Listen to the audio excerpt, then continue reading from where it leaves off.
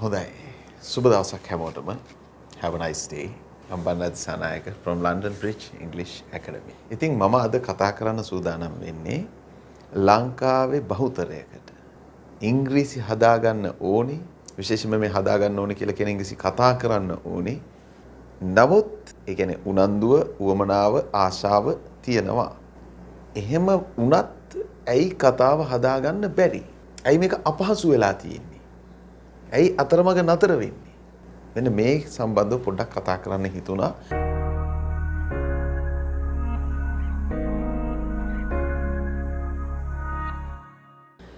දැන් මෙන්න මෙහෙමයි වෙන්නේ. දැන් ඔන්න ඔබ හිතන්න ඔබට ඉංග්‍රීසි කතාව හදාගන්න අවශ්‍යයි. ඔබේ අවශ්‍යතාවය ඒක.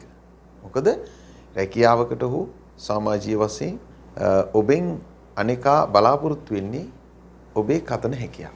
කතන හැකියාව වර්ධනය කරගත්තා කියලා කියන්නේ ඊට සාපේක්ෂව අනිකුත් කාරණා අපි හිතමු ලිඛිත පැත්ත, කියවීම, ඇහුම්කන් දීම කියන කාරණා සකස් වෙනවා. ඒ ටික සකස් කරගන්න ලේසියි. මෙතන අපහසුම කාරණාව වෙන්නේ බොහෝ අයට ස්පීකින් ස්කිල් එක කොහොමද ඉම්ප්‍රූව් කරගන්නේ. රයිට්. මේ සඳහා දැන් පන්තියක් හොයනවා. පාඨමාලාවක් හොයනවා. දැන් මේකට එතනදී උද්ගත වෙන ගැටලුව තමයි වෙලාව ඊළඟට මුදල. හරි. එතනදී යම් කිසි මුදලකට දැන් ඔබ යම් පාඨමාලාවක් හෝ පන්තියක් තෝරා ගන්නවා. ඊට පස්සේ දැන් මේ පන්තියට සම්බන්ධ වෙනවා. පාඨමාලාවට සම්බන්ධ වෙනවා. ඔන්ලයින් වෙන්න පුළුවන්, ෆිසිකල් වෙන්න. ඊළඟට මොකද වෙන්නේ? ලොකුම ප්‍රශ්නේ ඇති වෙන්නේ ඊළඟට තමයි. ඔන්න දැන් පන්තියට සම්බන්ධ වෙනවා. පළවෙනි දවසේ යනවා. එතනකොට බලනවා මොනවාද කරන්නේ, කොහොමද? ව්‍යාකරණ කොටසකුත් යනවා නේද? හරි. එතකොට මේ කොටස පාඩම් කරන්න තියෙනවා. හරි.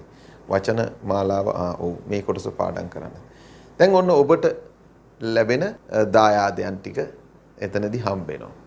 මෙහෙම කරන්න, මෙහෙම කරන්න, මෙහෙම. දැන් ගෙදර එනවා. පළවෙනි දවස. දැන් හිතට පන්තියකට සම්බන්ධ වුණා. දැන් කරගෙන යන්න ඕනේ කියලා ඔන්න ඉතින් යම් මට්ටමකට දැන් හැඟීමක් තියෙනවා. දෙවෙනි සතියේ යනවා. දෙවෙනි සතිය යනකොට සමහරට අර පළවෙනි දවසේ දීපු වැඩ කටයුතු සියල්ල 100%ක් සම්පූර්ණ කරලා නැහැ. හරි? දැන් බහුතරයකට වෙනදී දෙවෙනි දවසේ තවත් වැඩ කොටසක් ලැබෙනවා. දැන් අර පහුගිය දවස්වල දීපු ඒ කරගන්න බැරි වෙච්ච වැඩ ටිකට තවත් වැඩ ගොඩක් එකතු වෙනවා. දැන් ඔය අතරතුරේදී දැන් ජීවිතය කියන එක තුල තියෙන්නේ දැන් මේ පන්තිය විතරද නැහැ. දැන් විවිධ ගැටලු තියෙනවා. වැඩි හිටි නෙමෙයි. රයිට්? රාජකාරීමය ගැටලු, ආර්ථිකමය අපහසුතා, විවිධ ප්‍රශ්න, සමාජීය, ආර්ථික, දේශපාලනික මේ සියල්ල දැන් ඔළුවේ වැඩ කරන රටේ තත්ත්වේ, ගෙදර දොරේ ඒ වාතාවරණයන් වටපිටාවන් මේක කියව ගන්න වෙලාවක් නැහැ, මේක ප්‍රැක්ටිස් කරන්න වෙලාවක් නැහැ, මේ වාක්‍ය ටික හදන්න විදිහක් නැහැ. මේ සඳහා වෙලාව, පසුබිම, මානසික තත්ත්වය දැන් මේව හරියට නැහැ. දැන් අර ඔබ මුල හිටපු තත්ත්වය කොහොමද? දැඩි උද්‍යෝගයක් තිබුණා, අවශ්‍යතාවයක් තිබුණා, ආශාවක් තිබුණා, උනන්දුවක් තිබුණා. ඒ නිසා තමයි ඔබ ඉංග්‍රීසි පන්තියක් හොයාගත්තේ. පාඨමාලාවකට මුදල් ගෙව්වේ. දැන් මොකද්ද උද්ගත වෙලා තියෙන ප්‍රශ්නේ? අර Taman හිටපු තත්ත්වෙම තියෙද්දි Tamanට ඕනේ කියලා හිතුණ දේ දැන් පන්තියේ වැඩ ටික කරන්න එනකොට අයියෝ මේ වැඩත් එක්ක මේක කරගන්න බැහැනේ. එතකොට තුන්වෙනි දවසේ කොහොම හරි ඉතින් හිතේ ඉච්චර ලොකු පිට එකක් නෑ යනවා. පොඩ්ඩක් වැඩත් එහෙම කරලා. හරි. දැන් කතනයට අවශ්‍ය කතනය හදන්න මොන හරි අභ්‍යාසයක් දුන්නා නම් ඒක කරලත් නෑ. රයිට්? පාඩම් ටික හරියට ඔළුවට වැටිලත් නෑ. දැන් පාඩම් දෙකයි දැන් තුන්වෙනි දවස. දැන් ගුරුවරයාට මොනවද කියන්නේ නේ? සර් මේ වැඩේ කියන්නේ සර් මේ දවස්වල මේ එහෙන් අර තෙල් පොලිම් වල ඉන්න උනා. එමදිවට මේ මොනවාද වැඩපලේ සෑහෙන ප්‍රශ්න සර් මේ දවස්වල ඔව් කට්ටිය මීටින් තියෙනවා. එහෙන් බොස්ලා ඇවිල්ලා කෑ ගහනවා. චෙයාමන් මෙහෙමයි කියයි මෙහෙම කියයි. රජය ආයතන කරන රජයේ තියෙන සියලුම ගැටලු ටිකයි මෙහෙමයි ඔක්කොමත් එක්ක කරගන්න විදියක් නැති වුණා. සර් මම කොහොම හරි දැන් මේක කන්ටිනියු කරන්න ඕන සර්. ඔන්න දැන් කියන කතාව. දැන් ගුරුවරයා මොකද වෙන්නේ? ඔව් නේ. ඔව් තත්ත්වේ තේරුම් ගන්න එපේ. තත්ත්වේ තේරුම් ගන්න ගුරුවරයාට කොහොමත් ඔයා පන්තියට එන්නත් කලින් තත්ත්වේ දන්නවා ගුරුවරයා. ඔයත් පන්තියට එන්න කලින් ඔය තත්ත්වයන් ඔක්කොම තියෙද්දි ආවේ. ඒ තියෙද්දි තමයි ඔබට හිතුනේ දැඩි අවශ්‍යතාවයක් ආවේ ඉංග්‍රීසි ටික මම හදා ගන්නවා කියලා. බලන්න දැන් කාගේද ගැටලුව කියලා. ඔබද වැරදි, මමද වැරදි, සිටුේෂන් එකද වැරදි, රජයේද වැරදි, සමාජයේද වැරදි. මේක සාමාන්‍යයි. මේක සාමාන්‍යයි. මම දැන් කියන්නම් මොකක්ද මෙතන අපි හදා ගන්න ඕන තේ කියලා. අපිට උවමනාවක් එනකොට, ආශාවක් එනකොට, හැඟීමක් එනකොට, උනන්දුවක් ඇති වෙනකොට අපි සෑහෙන කාලයක් එය අතහැර දමා තිබිලා තියෙනවා. දැන් අපිට අවශ්‍යයි කියලා හිතෙනවා. තදින් දැනෙනවා වෙන්න පුළුවන්. ඉදිරියේදී එන කඩයිමක් සඳහා සූදානම් වෙනවා වෙන්න පුළුවන්. ප්‍රොමෝෂන් එකක්, රට යන්න, ඉන්ටර්විව් එකක් ලංකාවේ හෝ එහෙමත් නැත්නම් විදේශීය ඉන්ටර්විව් එකක් ඔන්ලයින්ද කොහොම හරි. හරි ඔන්ලයින් වෙන්න පුළුවන්, ෆිසිකල් වෙන්න පුළුවන්. යම් කිසි අවස්ථාවකට මුණ දෙන්න තියෙනවා. ඒ සඳහා වේලාසනින් දැන් මේක මං හදා ගන්නවා කියන අර්ථයෙන් අරමුණින් තමයි මේ ඉදිරිපත් උනේ. එතකොට මං අර කියපු කාරණා ඒ ක්වොලිටිස් ඔක්කොම මේ මොහොතේ තිබ්බා. දැන් පන්තියට සම්බන්ධ වෙලා සති 2-3 යනකොට දැන් උද්ගත වුණු තත්ත්වෙදි මොනවද ඕන වෙන්නේ?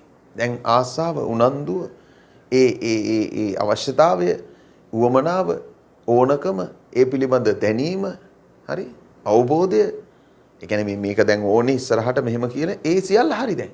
නැත්තේ මොකද්ද දැන් තමන් ගාව? කැපවීම දැන් අවශ්‍යයි. ඩෙඩිකේෂන්, අදිෂ්ඨානය, කමිට්මන්ට්. කැපවීම අවශ්‍යයි. අදිෂ්ඨානය අවශ්‍යයි. දරා ගැනීම, ටොලරේෂන්. මේ ඔක්කොම ටොලරේට් කරගන්න ඕන. බෙයර්, දරා ගන්න ඕන. දැන් කන්ටිනියු කරන්න ඕන. ඒ වගේම don't delay your homework.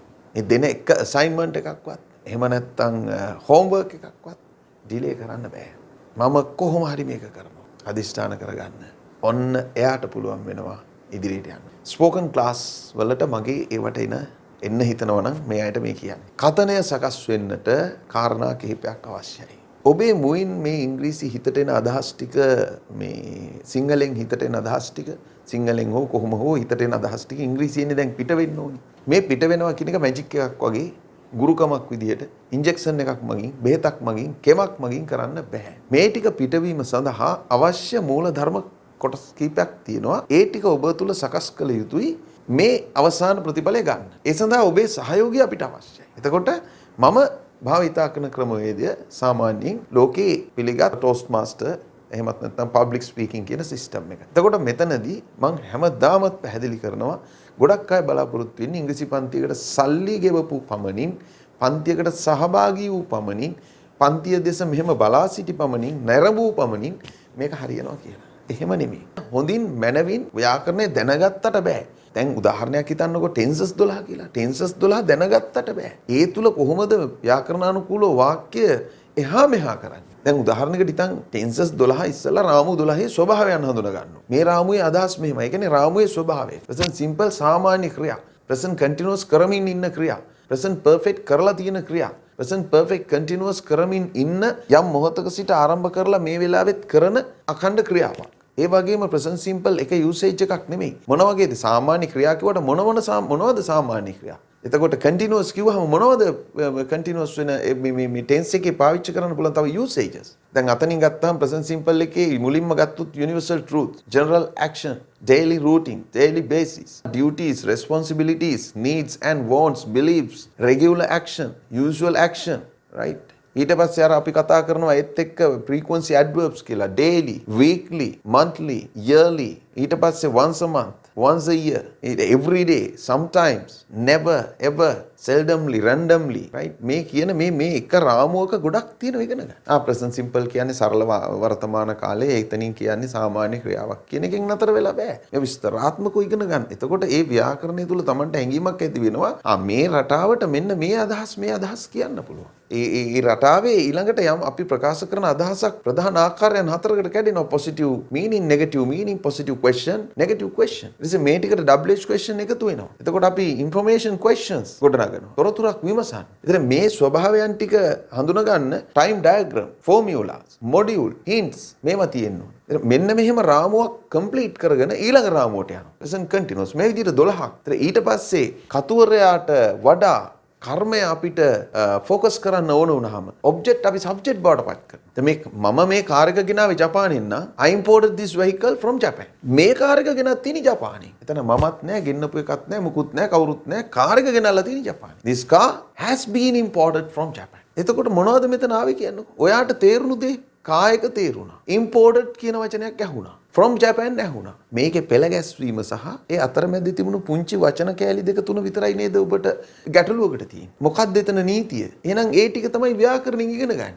ඒතර ව්‍යාකරණ එපා මට ස්පෝකන් ඕනි කියන අයට කොහොමද අපි උත්තර දෙන්නේ කියන්නේ? ගොඩක් අය කැමති නැහැ ව්‍යාකරණය ඉගෙන ගන්න. ඉතින් ව්‍යාකරණේ නැතුව කොහොමද මේ කතනේ රටාව ගොඩනගන්නේ? I imported this vehicle from Japan කිව්වම මොකුත් කෑලි නැහැ එතන. අර preposition from එකක් විතරයි තියෙන්නේ. I imported. Subject V2 ගෙන්නවා.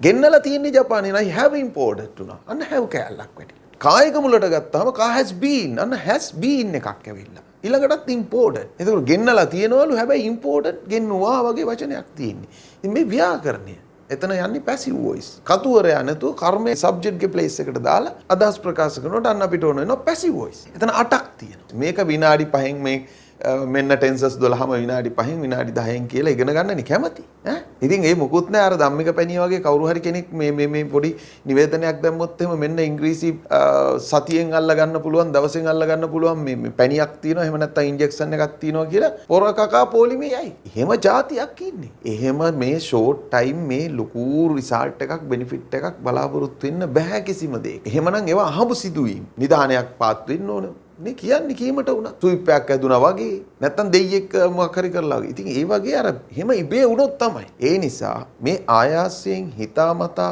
උනන්දුවෙන් උවමනාවෙන් යමක් අපිට ළඟා කරගන්න නම් යම් කාල සීමාවක් ඒ වෙනුවෙන් කැපවිය යුතුයි. ශ්‍රමය සහ මුදල වැය කළ යුතුයි. දැන් ඉංග්‍රීසි පාඩම් කියලා විවිධ දේශපාලනික මොනවා හරි ඔය මේ රටේ මේ වෙනකොට සිද්ධ වෙන දෙයක් අමුණලා එකතු කරලා ආයේ ඒක අපි ඉංග්‍රීසියෙන් කියන්නේ ඕක ඉංග්‍රීසියෙන් කියන්න වෙනවා දෙයක් ඉන්ටර්විව් එකකට ගිහින් දැන් ඉංග්‍රීසි ඉගෙන ගන්නේ මේ දේශපාලකයාගේ මොනවා හරි විකාරයක් කියවන්නද අරගලයට ජය වේවා කියන්නද ඈ කපුටාස් go and hit the plane කියන්නද මේවද මේ අපි ජීවිතේ ජය ගන්න ඕන වෙන දේවල්ද මේ ඉතින් මෙන්න මෙහෙම මූලාවක වැටිලා හරිද පැයෙන් පැය එන පුවත් දෙස බලාගෙන එහෙම නැත්තම් මේ සෙඩ් වල ගහගන්න ඒවා බලාගෙන පෝලින් ටික බලාගෙන කාලය ගත කරන එක නෙමෙයි.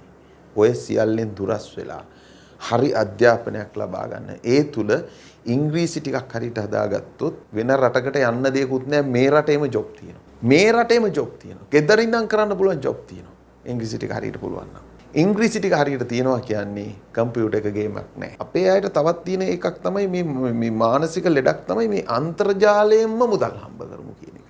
අන්තර්ජාලය හරහා මුදල්.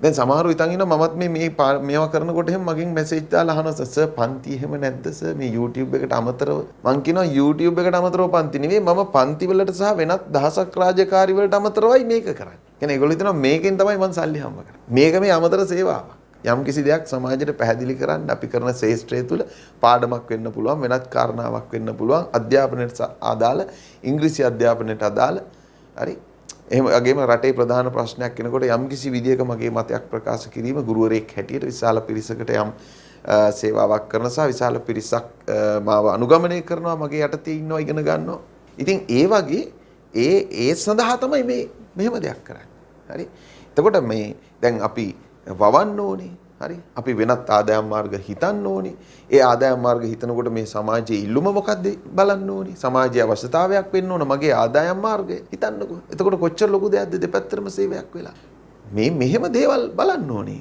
අන්තර්ජාලයම නෙමෙයි මොනවද අපිට නිෂ්පාදනය කරන්න පුළුවන් අපේ රට තුල අලෙවි කරන්න එහෙම නැත්නම් විදේශීය දැන් අපේ පොඩ්කාස්ට් වල බලන්න හරි අපි කොරෝනා කාලේ ඇවිල්ලා පන්ති සම්පූර්ණ වහලා ඇකඩමි වහලා මොකුත්ම නැති වුනහම අපි නිකන් හිටියේ නෑ. හරි? සම්පූර්ණ පාඩම් සියල්ල එකතු කරලා උගන්වලා DVD සහ පොඩ්කාස්ට්ලයක් හැදුවා. අද ඒක බලන්න. හරි? එදා ඉඳන් අද වෙනකම් මේක අලෙවි වෙනවනේ. හරි? දැන් ගාන 25000ක් වෙලා. ඒත් මිනිස්සු ගන්නවනේ. ඒ මැටීරියල්ස් වල මේ මිල අධික වීම මේ ඩොලර් ප්‍රශ්න අනම්මනම් ඒවත් එක්ක ගණන් ඉහළ ගිහිල්ලා. එතකොට මේ පොඩ්කාස්ට්ලේ දැන් රුපියල් 25000ක් වෙනවා. විදේශීය රටකට නම් අපි ඊයේ හෝ පෙරේදා යවුවා කැනඩා වලට. එතකොට යවන්න වෙනම රුපියල් 10000ක් වුණා. දැන් ලංකාවේ කට්ටිය ගත්තොත් 25000යි රටවල් වල කට්ටිය ගන්නකොට 35000ක් වෙනවා. එතකොට අපි කළ කැපකිරීමට අපි ඉගැන්වීමට සැලකිය යුතු දායකත්වයක් එතනින් ලැබෙනවා. සමහර අය අපි මේ කැප කරලා තියෙන කැපකිරීම ගන්නලා තියෙන ඉගැන්වීම මෙහි තියෙන අන්තර්ගත කරුණු කාරණා මේක සාගරයක් වගේ සම්පූර්ණ මෙහෙම මේ තියෙනවනේස කොච්චර මේක මේ වටිනවද කියලා වෙනම ඊට පස්සේ සල්ලි වුණා. අපි යවුවට පස්සේ. ඒ යවනකන් දන්නේ නැහැ මේක මෙච්චර ගොඩක් තියනවාද කොහොමද මේක කොච්චර වටිනවද කියලා. තමන්ගේ අතට ලැබුණාම මේක රුපියල් 25000 නෙමෙයිස ලක්ෂ එකමාරක් දෙකක් ගෙවුවොත් මේකට පාඩු නැහැ කියලා තව කීයක් හරි ඕනේ. කැප වෙන්න ඕනේ. කැප කරන්න ඕනේ. දැන් ඉංග්‍රීසි හදා ගන්න ඕන කියන මාතෘකාවට එමුකෝ. ඉංග්‍රීසි හදා ගන්නත් අපි මේ මම වගේම තවත් මේ රටේ ලෝකේ ගුරුවරු විවිධ ක්‍රම හදලා තියෙනවා. පන්ති පවත්වනකොට විවිධ උපාය මාර්ග පාවිච්චි කරනවා. විවිධ දේවල් තියෙනවා, පැවරුම් තියෙනවා කරන්න. ඒව නොකර පන්තියට අවශ්‍ය මුදල ගෙවලා පන්තියට සම්බන්ධ වීම කියන කාරණාවෙන් මේක කම්ප්ලීට් වෙන්නේ නැහැ. දැන් උදාහරණයකට මේ දවස්වල යනවා 60 days speaking program එකක්. දින 60ක් දවස ගානේ කතන අභ්‍යාස කරන පාඨමාලා. දැන් ඕක පටන් ගන්න කියලා මම ජාතික රූපවාහිනියේ නුගසෙවන වැඩසටහනේ ගිහිල්ලා සාකච්ඡාවක් කළා. එතනදී මතක් කළා. දැන් විශාල පිරිසක් මේකට මුදල් ගෙවලා ලියාපදිංචි වෙලා ඉන්නේ. ඒ වගේම වෙනම ගෲප් එකක් හදලා තිනවා මේ මුදල් ගෙවපු අය හැර මෙන්න මේ එකතු වෙන්න පුළුවන් මෙන්න මේකට කියලා. ඉතින් ගොඩක් අය එකතු වෙනවා. දැන් මම මොකද කරේ මේ පාඨමාලාවේ දෙන වැඩ ඇක්ටිවිටීස් මේ අර මුදල් ගෙවූ නොගෙවූ සියලු දෙනාටම පේන්න මම දැම්මා. දැන් මේකට සම්බන්ධ වෙන්නේ මේ ගෲප් එකට කතනය හදාගන්න. දැන් අර ඇක්ටිවිටීස් මෙන්න මේක කරන්න රයිට් මේ තොරතුරු ටික ඇතුළත් කරලා Taman ගැන කියලා එවන්න. ඊළඟට මෙන්න මේ කතන අභ්‍යාසය ඊළඟ දෙවෙනි එක හරි මේක දැන් පාඩම් කරලා කියලා එවන්න පුහුණු වෙන්න. ඊළඟ මේක දුන්නා රයිට් මේක පුහුණුලා මට කියලා පෙන්නන්න. මේ ඒව කරන්න බෑ. දැන් මන් දන්නේ කතන පුහුණුවට එන්නේ මමද කතා කරන්න ඕන. මට කතා කරන්න පුළුවන්. ඔයා තමයි පුහුණු වෙන්න ඕන. ඉතින් ඒක තේරුම් අරගෙන මේ දෙන දේ පුහුණු වෙන්න උත්සාහ කරන්න. හවස හෝ අද රැය වෙනකොට දෙන කතන අභ්‍යාසයේ රාත්‍රියේ ඒක ටිකක් කියවලා යම් අවබෝධයකටපත් වෙනවා. පාන්දර 4ට 5ට නැගිටලා ඒක පාඩම් කරගන්න. පාඩම් කරගෙන එදා දවසේ හවස් වෙනකම්ම වැඩ කරන ගමන් වෙන්න පුළුවන්. වෙනත් ආයතනයක රැකියාවක්, එහෙම නැත්නම් තමන්ගේම ව්‍යාපාරයක්, එහෙම නැත්නම් තමන් ගෙදර ඉන්නේ, විශේෂයෙන් මේ දවස්වල ලෙවල් කරලා ඉන්න අය නිදහසේ වැඩි හිටිනම් ඒ තම තමන්ගේ රාජකාරි මත නිතරම අර පාඩම් කරගත්ත දේ මෙනෙහි කරමින්, හිතමින්, කියමින් යම් යම් ආකාරයකට තමන්ට ඒ තැන අනුව ශබ්දය පිට කරමින්, හිමින් මුමුණමින් මේක ප්‍රැක්ටිස් වෙන්න. දවස පුරා පුහුණු වෙලා රාත්‍රී තමන්ගේ කාමරයට ගියා නම් නිදහස් තැනකට ගියා. ඒක හොඳට කැමරා එක දිහා බලාගෙන වීඩියෝ කරනවා කියලා. ඊට පස්සේ ඒක එවනවා. එවුවාම මම මේකේ මොන හරි අඩුපාඩු තියෙනවා නම් ඒ අඩුපාඩු ටික කියලා එවනවා. ඒ අඩුපාඩු ටික තමන්ට පුළුවන් අන්න හදාගන්න. ඉතින් මේ විදිහට තමයි මේක කරන්නේ. ඉතින් මෙහෙම දින 60ක් කතන අභ්‍යාස වල නිරත වීම තුලින්නේ යම් ප්‍රතිඵලයක් ගන්න පුළුවන් වෙන්නේ. දැන් මේකට සම්බන්ධ වෙලා මේ ගෲප් වලට ඇවිල්ලා බලාගෙන ඉන්නවා මන් දන්නේ මොකද්ද මේකේ මේ අපේක්ෂා කරන්නේ මොකද්ද කියන එක මට තේරෙන්නේ නැහැ. ඉතින් කරුණා කරලා තේරුම් ගන්න ඔයාට කතා කරන්න අවශ්‍ය නම් මම කතා කරලා වැඩක් නැහැ. මම කතා කරනවානේ. I can speak. Understand what you want. You want me to speak in English? Already I can. Some level. I never say I am expert. I can manage. If you want to speak in English, you have to follow these advice. You have to follow the course. Course එක follow කරන්න ඕන. Course එක follow කරනවා කියලා කියන්නේ එහෙනම් ඒ දෙන වැඩ assignment පැවරුම් කරන්න ඕන. ඒව නොකර ඉංග්‍රීසි හදා ගන්න බෑ. ජීවිතය හදාගන්න නම් අපි මොනවද කරන්න ඕනේ කියලා දැනගන්න. ඒ දැනගත් පමණින් බෑ අපි ඒවා ක්‍රියාවට නගන්න ඕන. සරල න්‍යායක්. ඉංග්‍රීසිත් හදාගන්න ඕනේ කියලා පන්තියකට යන්න ඕනේ කියන එක හරි. හැබැයි පන්තියකට ගියාට හරියන්නේ නැහැ. ඒ පන්තියෙන් දෙන වැඩ ටික කරන්න ඕනේ. එහෙමනම් මම හැමෝටම ආරාධනා කරනවා මේ දින 60 පාඨමාලාව අපි 19 වෙනිදා ආරම්භ කළේ. නමුත් තාම දවස් 2යි 3යි ගත වෙලා තියෙන්නේ. පළමු දින දේශනේ Zoom රෙකෝඩින් එක ගන්න පුළුවන්. ඒකත් අරගෙන බලලා මේ පහුවෙච්ච self introduction එක ඊළඟට අපි කතාවක් කළේ දෙවෙනි එක මේ පවතින situation එක පිළිබඳව. These days we all are in very terrible situation and very difficult situation, so we should adjust for this situation කියලා මේ වගේ කතාවක්. එතකොට ඒක ප්‍රැක්ටිස් වෙන්න. ඊළඟට කතාව අපි කරේ adjectives and status හුරු වෙන විදිහට. Ruan is my best friend. He is very kind and clever. He has a younger sister. අර මේ විදිහේ ලස්සන කතාවක් වුණු කරා. My best friend කියලා තුන්වෙනි third speaking activity එක මේ විදිහට activities 60ක් වෙනකන් අපි දිනපතා පුහුණු වෙනවා. ඉතින් සම්බන්ධ වෙන්න කැමති අය සම්බන්ධ වෙන්න. ලබන ඉරිදා තමයි දෙවනි ඉගැන්වීම් ටික කරන්නේ උදේ 9 ඉඳලා 12 වෙනකම් Zoom හරහා live මම උගන්වනවා. ඒ ව්‍යාකරණ කොටස් ටික, කතන අභ්‍යාස ටික ඊට සාපේක්ෂව ලස්සනට දිනපතා ඔබට ලැබෙනවා WhatsApp හරහා. ඉතින් කරන්න තියෙන්නේ අවශ්‍ය තොරතුරු අරගෙන පාඨමාලාවට සම්බන්ධ වෙන්න, දෙන වැඩ කරන්න. දෙන වැඩ නොකර මුදල් ගෙවීමෙන් හෝ ගෲප් එකකට සම්බන්ධ වීමෙන් මට මේ කතාව හැදෙයි කියලා හිතන අය නම් අනේ මේවට සම්බන්ධ වෙන්න එපා. කවදා හරි හැදෙනකම් බලන් ඉන්න. එහෙනම් සුබ දවසක්.